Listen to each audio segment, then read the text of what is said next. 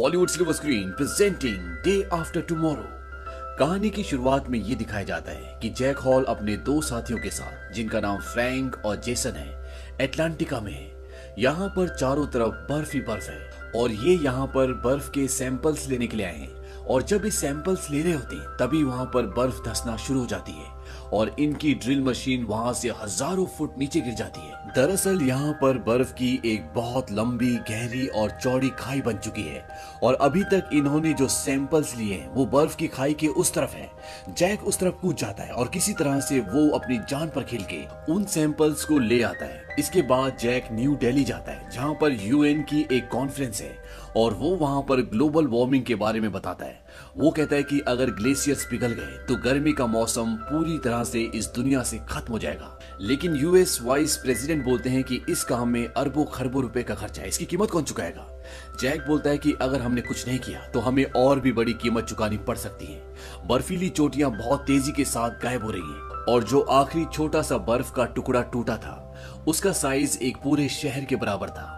लेकिन जैक की बात को यहाँ पर ज्यादा तवज्जो नहीं दी जाती क्योंकि इस काम में बहुत ज्यादा खर्चा होता है। वहीं दूसरी तरफ ये दिखाते हैं कि मौसम में अब बहुत तेजी के साथ बदलाव आना शुरू हो जाते हैं। समंदर में तूफान आ रहे हैं और एक जगह टेम्परेचर एकदम से 13 डिग्री डाउन हो जाता है और यहाँ तक कि टोक्यो में आसमान से बर्फ के बड़े बड़े टुकड़े गिरते हैं जिससे कई लोग घायल हो जाते हैं। वहीं जैक हॉल अब अपने घर वापस आ जाता है और वापस आने के बाद उसे पता चलता है कि उसका बेटा सैम, जो कि एक बहुत ही होनहार स्टूडेंट है, वो फेल हो गया है। और जब वो अपने बेटे से पूछता है तो वो बोलता है कि जवाब मेरे दिमाग में था इसलिए मैंने लिखा नहीं और प्रोफेसर ने मुझे फेल कर दिया। जैक हॉल कहता है कि वो तुम्हें फेल कैसे कर सकता है, तुम उससे ज्यादा समझदार हो। सैम कहता है कि मैंने भी ऐसे ही कहा था और उन्होंने मुझे फेल कर दिया।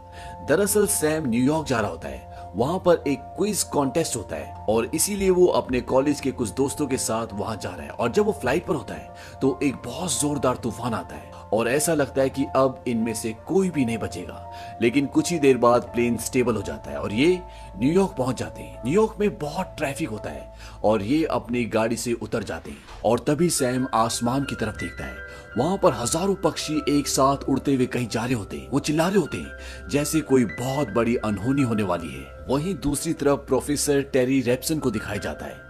ये एक ओशनोग्राफर है, यानी कि जो समंदर के मौसम का ध्यान रखते हैं और ये जैक हॉल के साथ दिल्ली में जो यूएन की कॉन्फ्रेंस हुई थी वहां पर भी थे। और ये देखते हैं कि जहां समंदर में पहले एक जगह 13 डिग्री सेल्सियस तापमान कम हुआ था, जो इन्हें ऐसा लग रहा था कि वो किसी यंत्र की खराबी के कारण हुआ है, लेकिन अब वो तापमान लगातार कम होता हुआ आगे बढ़ता ही जा रहा है। दरअसल 4 अलग अलग जगहों पे दिखाया जाता है कि 13 डिग्री सेल्सियस तापमान कम हो चुका है और ये एक बहुत बड़ी बात होती है। इतनी जल्दी इतना तापमान नहीं गिरता और वो जैक हॉल को कॉल करते हैं। वो कहते हैं कि जैसा तुमने कहा था कि ग्लेशियर्स पिघलने से उत्तरी पूर्व महासागर की धाराओं पर असर पड़ेगा, लगता है वो असर पड़ना शुरू हो गया। जैक हॉल इस बात से हैरान हो जाता है। वो कहता है हमारे जीते जी ऐसा नहीं हो सकता था, उसके लिए अभी बहुत साल बाकी हैं। और वो उस ईमेल को चेक करता है जो उसे प्रोफेसर रेप्सन ने भेजी होती है।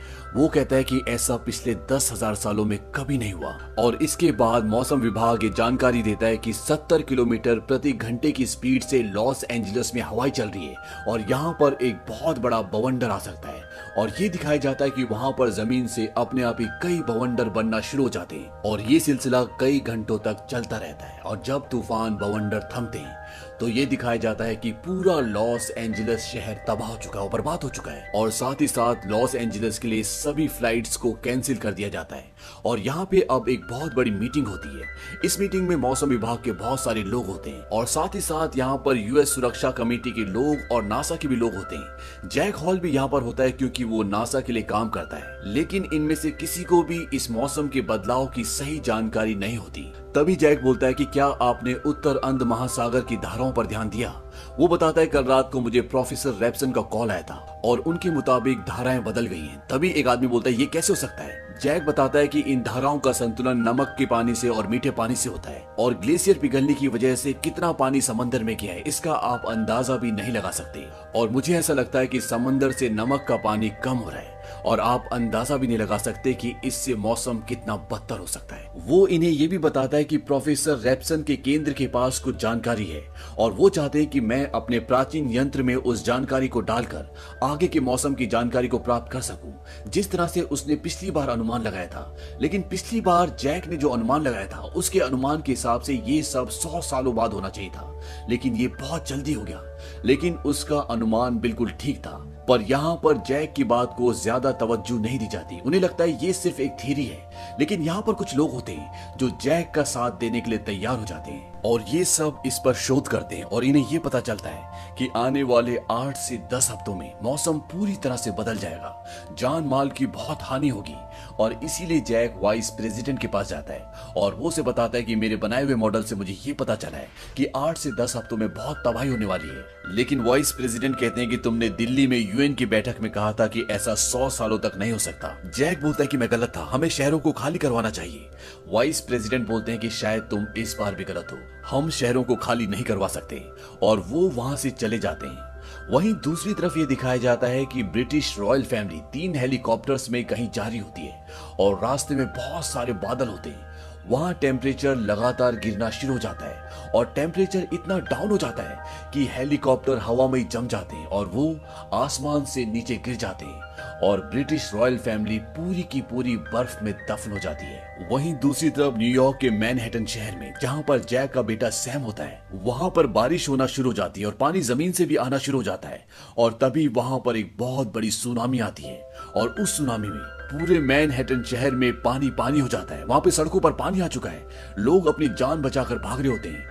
वहीं दूसरी तरफ ये दिखाते हैं कि जैक अभी भी अपनी रिसर्च को जारी रखता है और उसे ये पता चलता है कि आने वाले समय में 3 जाइगेंटिक हैरिकेन आने वाले हैं, यानी कि बहुत बड़े बवंडर, और ये 3 जगहों पर आएंगे, कनाडा, स्कॉटलैंड और साइबेरिया। और 24 घंटों में ये अपना पूरा रूप बदल लेंगे और 48 घंटों में ये कहां तक फैल जाएंगे इसका अंदाजा भी कोई नहीं लगा सकता। वो प्रोफेसर रैप्टन को पूरा डेटा भेजता है और वो उन्हें बताता है कि 7 से 8 दिन बाद जब ये पूरा बवंडर, पूरा तूफान खत्म होगा तो हम आइस एज में पहुंच जाएंगे। जैक प्रोफेसर को बोलता है कि तुम वहां से निकल जाओ क्योंकि तूफान उसी तरह बढ़ रहा होता है। प्रोफेसर बोलते हैं कि अब बहुत देर हो चुकी है। वहीं दूसरी तरफ ये दिखाते हैं कि जैक का बेटा सैम अभी भी न्यूयॉर्क में फंसा हुआ है और वो अपने डैड को कॉल करता है और वो उनसे पूछता है कि ये सब क्या हो रहा है। उसके डैड उसे बताते हैं कि तूफान बहुत जल्दी वहां पर आने वाला है और हालात बहुत बदतर हो जाएंगे और हवा इतनी सर्द होगी कि लोग जमकर मर जाएंगे। यहाँ पर सैम अपने डैड से ज्यादा बातें नहीं कर पाता क्योंकि पानी का लेवल धीरे धीरे बढ़ रहा होता है और वो टेलीफोन बूथ के ऊपर तक आ जाता है और फोन कट जाता है।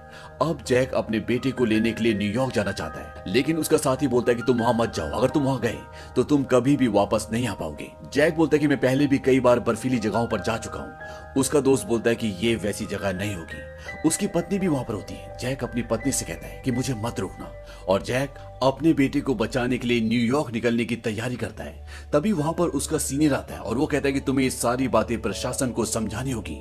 जैक बोलता है कि मैं पहले कोशिश कर चुका हूँ। वो बोलता है कि तुमसे प्रेसिडेंट मिलना चाहते हैं और वो प्रेसिडेंट से मिलने जाता है और वो उन्हें समझाता है कि ये तूफान 7 से 8 दिन चलेगा और तूफान रुकने के बाद यहाँ का टेम्परेचर उतना ही होगा जितना पिछले शीत युग यानी आइस एज के वक्त था। वो जैक से पूछते हैं कि अब हम क्या कर सकते हैं। जैक उन्हें बताता है कि हम दक्षिण में जितना दूर तक जाएंगे उतना सेफ रहेंगे। प्रेसिडेंट पूछते हैं जो लोग उत्तर में फंसे हुए हैं उनका क्या। जैक बोलता है कि उनको बचाना मुश्किल है, अगर वो अपने घर पर रहकर दुआ करे तो यही उनके लिए अच्छा होगा। और ये कहकर जैक वहां से निकल जाता है क्योंकि उसे न्यूयॉर्क के मैनहट्टन शहर जाना है जहां पर उसका बेटा फंसा हुआ है। और अब यहाँ पर प्रेसिडेंट ये डिसाइड करते हैं कि जैसा जैक ने कहा है हम वैसे ही करेंगे। हम सेना को उत्तर में नहीं भेज सकते क्योंकि अगर हमने सेना को उत्तर में भेजा तो शायद वो कभी वापिस आ ही ना पाए। और जंग के दिनों में भी ऐसे ही रूल फॉलो होते हैं, जितने लोगों की जान बचाई जा सकती है उतने लोगों की जान बचाई जाती है। और अब इन्हें लगभग आधे देश को खाली करवाना है। वहीं दूसरी तरफ ये दिखाया जाता है कि जैक अब न्यूयॉर्क के लिए निकल चुका है और न्यूयॉर्क में उसके बेटे ने जिस बिल्डिंग में आसरा लिया होता है वहां पर और भी बहुत सारे लोग होते हैं और वहां पर सैम यानी कि जैक के बेटे के दोस्त भी होते हैं। अब यहाँ पर कुछ देर पहले जो पानी सड़कों में भरा हुआ था वो पूरी तरह से जम चुका है, वो बर्फ बन चुका है और बाहर कई सारे लोग दक्षिण की तरफ जा रहे होते हैं और यहाँ पर अंदर ये ऐलान किया जाता है कि सब के सब उनके साथ दक्षिण की तरफ जाएंगे। लेकिन सैम बोलता है कि हमें बाहर नहीं जाना चाहिए, यहाँ पे हालात और भी बदतर होंगे, ठंड और भी बढ़ जाएगी। मेरे पिता मौसम विभाग में वैज्ञानिक हैं, हमें अंदर रहकर इंतजार करना चाहिए।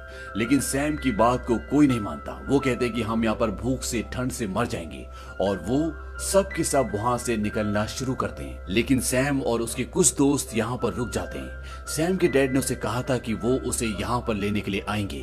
वो यहाँ पर कुछ किताबें जलाते हैं ताकि कुछ गर्मी पैदा हो सके। सैम का दोस्त सैम को बोलता है कि पृथ्वी का उत्तरी भाग पूरी तरह से इस तूफान की चपेट में है। यूरोप 15 इंच बर्फ के नीचे धंसा हुआ है। मुझे नहीं लगता कि तुम्हारे डैड यहाँ पर तुम्हें बचाने के लिए आ पाएंगे। सैम बोलता है कि वो आएंगे क्योंकि सैम के डैड ने उसे कहा था कि मैं तुम्हें लेने के लिए आऊंगा। वहीं जैक सैम को लेने के लिए आ रहा होता है। वो अपनी गाड़ी में होता है, लेकिन सड़कों पर बहुत गहरी और बहुत ऊंची बर्फ होती है, इसीलिए गाड़ी जा नहीं पाती और वो अपने उन साथियों के साथ जिनके साथ वो ऐसी जगहों पर पहले भी कई बार जा चुका है, अब पैदल आगे चलना शुरू करता है। और रास्तों पर बर्फ इतनी ऊंची ऊंची हो चुकी है कि बड़ी बड़ी बिल्डिंग्स भी अब उन बर्फ के नीचे है। तभी इनमें जो सबसे पीछे होता है उसके पास जो सामान होता है वो उसे खींच कर आगे ले जा रहा होता है और बिल्डिंग के ऊपर का शीशा टूटकर वो सामान नीचे गिर जाता है और उस सामान के साथ ये सब के सब रस्सी से बंधे होते हैं और एक के बाद एक ये घिसटते हुए उस सामान के साथ नीचे जाना शुरू करते हैं। लेकिन तभी जैक बर्फ पर हुक लगाता है और ये सब के सब रुक जाते हैं और इसके बाद उन्हें ये सामान छोड़ना पड़ता है और अब ये तीनों की तीनों आगे का सफर तय करते हैं। इनके पास सेफ्टी का, खाने का, पीने का अब कोई सामान नहीं बचा और ये सब बिना सामान के अब आगे का सफर तय करते हैं और अगले 1 घंटे में तूफान न्यूयॉर्क तक पहुंच जाएगा। वहीं दूसरी तरफ जहां पर सैम और उसके दोस्त होते हैं वहां पर एक लड़की होती है जिसका नाम लॉरा होता है। दरअसल सैम लॉरा की वजह से यहाँ पर आया होता है। वो उसे प्यार करता है और लॉरा के पैर पर चोट लगी होती है जिससे पॉइजनिंग हो जाती है और उसकी तबीयत अब बहुत ज्यादा खराब है, उसे दवाइयाँ चाहिए। यहाँ पर एक पानी का बहुत बड़ा शिप भी अंदर तक आ चुका होता है और ये कहते हैं कि उस शिप में दवा जरूर होगी और वो अपने दोस्तों के साथ बाहर दवाई लेने के लिए जाता है। और जब ये वहां से उस शिप के अंदर दवा लेने के लिए जाते हैं तो बाहर दिखाते हैं कि वहां पर कुछ भेड़िए भी होते हैं जो जू से छूटकर यहाँ पर आ गए होते हैं और ये भेड़िए उस वक्त इनके ऊपर हमला कर देते हैं जब ये दवा लेके वापस आ रहे होते हैं। लेकिन ये किसी तरह से उनसे बचकर शिप से दवा लेकर बाहर आ जाते हैं और तभी ये दिखाते हैं कि मैनहट्टन शहर में अब तूफान आ चुका है और हर चीज जमना शुरू हो जाती है। लेकिन सैम और उसके दोस्त किसी तरह से लाइब्रेरी के अंदर पहुंच जाते हैं जहां पर उन्होंने आश्रय लिया होता है और वहां पर वो सारी किताबें जला देते हैं क्योंकि अगर ये किताबें नहीं जलाएंगे तो ये जमकर मर जाएंगे।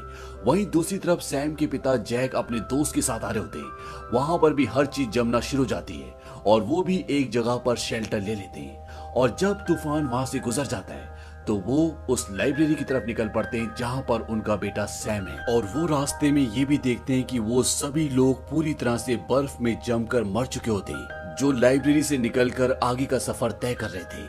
अब सैम के डैड उस जगह पहुंच जाते हैं जहां पर सैम और उसके दोस्तों ने शेल्टर लिया है और वो देखते हैं कि वो सब के सब एक कमरे में। हालांकि यहाँ पर चारों तरफ बर्फ ही बर्फ होती है लेकिन इन्होंने वहां पर आग जलाई होती है, इसीलिए ये गर्माहट की वजह से बच जाते हैं। सैम अपने डैड को देखता है और उनके गले लग जाता है। वो कहता है कि मुझे पता था कि आप जरूर आएंगे। दरअसल सैम के डैड जैक ने उसे कभी भी टाइम नहीं दिया था क्योंकि वो हमेशा अपने काम में व्यस्त रहते थे।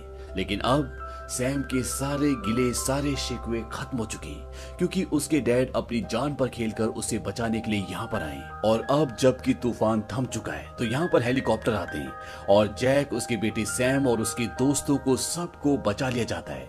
वहीं दूसरी तरफ ये दिखाया जाता है कि वाइस प्रेसिडेंट अब प्रेसिडेंट बन चुके हैं क्योंकि प्रेसिडेंट की इस तूफान में, इस आपदा में मृत्यु हो चुकी होती है और वाइस प्रेसिडेंट जो कि अब प्रेसिडेंट बन चुके हैं वो मैक्सिको में होते हैं और वहां से अपना भाषण देते हैं। उन्हें अपनी गलती का एहसास भी होता है क्योंकि उन्होंने जैक की बातें नहीं सुनी थी।